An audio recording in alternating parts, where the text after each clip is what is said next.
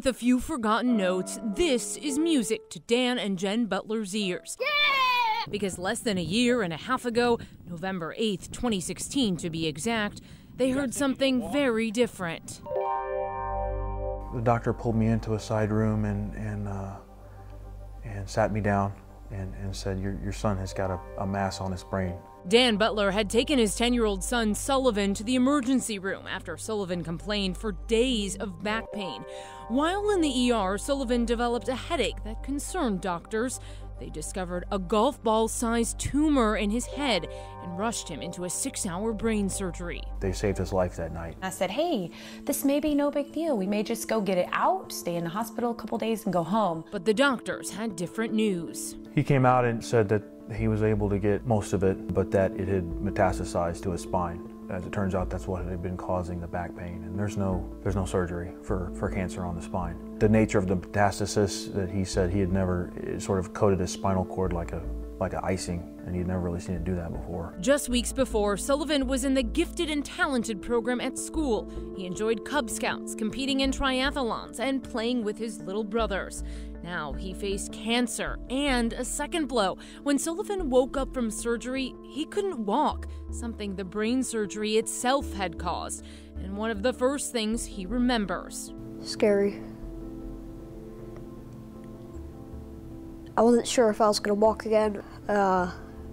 Very scary, yeah. Sullivan went home in a wheelchair. The plan? To start radiation a few weeks later. We were home just a couple of days and he started losing feeling in his feet. The cancer was growing so fast, they needed to start radiation right away. People met us up at the hospital that night, turned on the machines. I mean, it was closed, and got him in that very day. 5 surgeries, 30 radiation treatments, 64 hospital visits, 3 bone marrow transplants, and 4 painful rounds of chemotherapy followed. So you just finished first week of chemo, getting ready to go home. How did it go? The first day I was throwing up a lot and I was really weak and dizzy. Yeah. What are your plans for spring break? Chemo. Yeah, chemo. Yeah. What would you say is the toughest thing about chemo? First medicine. The first medicine? Oh yeah. I kept telling myself, and my dad kept telling me, one day at a time. Don't worry about tomorrow, the next day. Just worry about today. Get through today. I have never seen anything more brave than going into a situation that you know is going to hurt, you know is going to be painful, but you have to do it. And he did. Sullivan finished his 4th round of chemo the day before his 11th birthday. He was still in a wheelchair, but had a plan. Like, you're going to try to touch my fingers with this hand. Can you try that? Good. Those obliques are working. I didn't want it to end like this. I didn't want to, years and years later when I finally die, I don't want to be in a wheelchair. I want to walk again. I want to be like a normal kid. 1, 2, and 3. Up, up, up, up. Head up, Sully. Head up, straighten your knees. You got it. Come on, push up. He was very serious the entire time about his physical recovery, to the point where he wouldn't take the anti-nausea meds because they made him sleepy if he had physical therapy that day. Some days he was so sick, the only thing he could do would just lay there and move his feet, and that's what he would do. Every day without a single complaint. You got it. Oh, good. You got it. Ready? Let's try it again.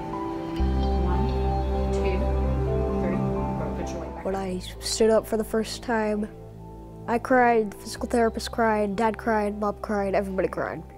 It was tears of joy, of course. You looking good, Sully. The road has been long. I'm convinced there's nothing worse or more horrifying as a parent than to watch your child suffer and have no control over it. And no say in it, and no ability to do anything about it. It's just your worst nightmare.